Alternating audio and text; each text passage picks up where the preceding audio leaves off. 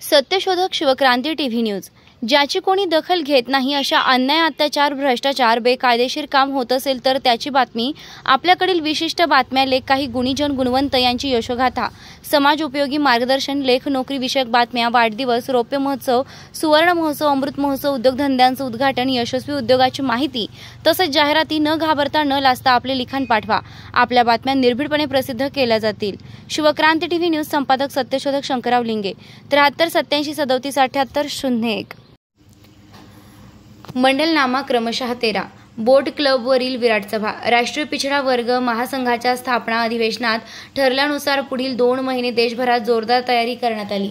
28 February 1982 रोजी नवी दिल्ली येथील बोट क्लबवर जनसागर उसळला। सुमारे 1 लाखापेक्षा जास्त लोक या सभेला उपस्थित राहण्यासाठी दिल्लीत दाखल झाले। त्या दिवशी भारताच्या राजधानीतील सर्व रस्ते बोट क्लबकडे जात होते। हजारो मागासवर्गीय त्यांच्या भवितव्यासाठी रस्त्यावर उतरले। त्यांचे लोंढे पाहून प्रशासन व पोलिसांची चांगलीच तारांबळ उडाली। देशभरातून आलेला व नवी दिल्ली परिसरातील मोठा जनसमुदाय मंडल आयोगाची अंमलबजावणी करावी या मागणीसाठी सभेला शांततेत उपस्थित राहिला। महासंघाचे नेतृत्व समाजवादी नेत्यांकडे असल्याने हिंसेला थारा नव्हता। या जनसमुदायानं भारतीय संविधानाच्या कलम 340 नुसार आपल्या न्याय हक्काची मागणी ठामपणे नोंदवली। बोट क्लबवरील या सभेचा मंडल आयोगाच्या समाज अंमलबजावणीत महत्त्वाचा वाटा आहे।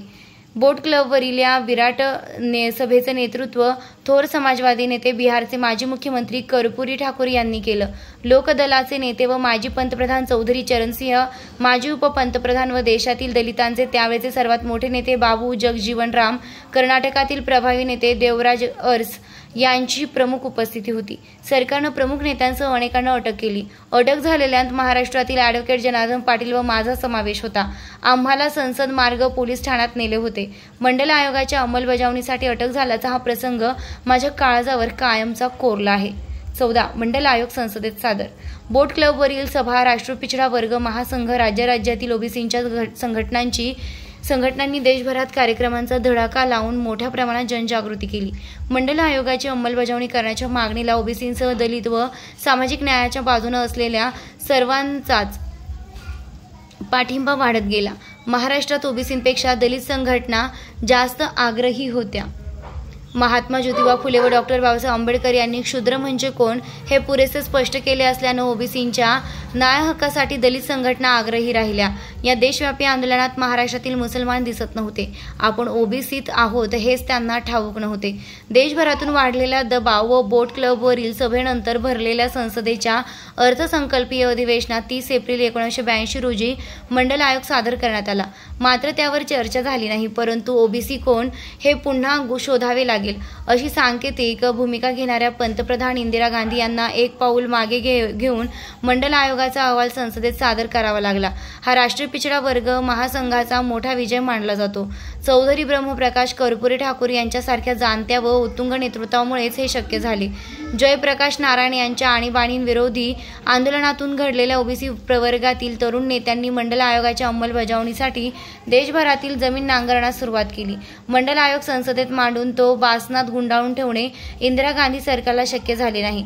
देशभरात मंडल आयोगाच्या अंमलबजावणीसाठी मोठा दबाव निर्माण झाला। मागासवर्गीय व दलित खासदारांनी सरकारवर दबाव वाढवला। त्यामुळे संसदेच्या पावसाळी अधिवेशनात 12 ऑगस्ट 1982 रोजी लोकसभेत मंडल आयोगावर चर्चा करण्यात आली।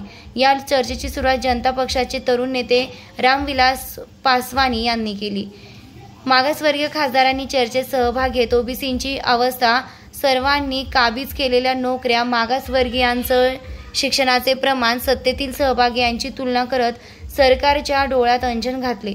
मंडल आयोगाच्या शिफारशींवर तब्बल 9 तास जोरदार चर्चा झाली। दक्षिणेतील खासदार विजय राघवन यांनी 27% ऐवजी 54% आरक्षण देण्याची मागणी केली।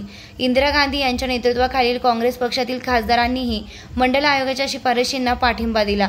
अत्यंत सविस्तर चर्चा झाल्यामुळे नेमके कोणाला ओबीसी म्हणायचे हे पुन्हा शोधावे लागेल। या पंतप्रधान इंदिरा गांधी यांच्या भूमिकेला जोरदार चपराक बसली। या चर्चेत मंडल आयोगानं ओबीसी जाती ठरवण्यासाठी लावलेले निकष व त्यासाठी केलेल्या प्रयत्नांचं कौतुक करण्यात आलं। राज्यसभेतही मंडल आयोगावर 5 तास चर्चा झाली व तेथील वातावरणही लोकसभेसारखेच राहिले। लोकसभा व राज्यसभेत मंडल आयोगाच्या बाजूने चर्चा झाली। त्यांच्या बातम्या दुसऱ्या दिवशी सर्व वर्तमानपत्रात छापून आल्या।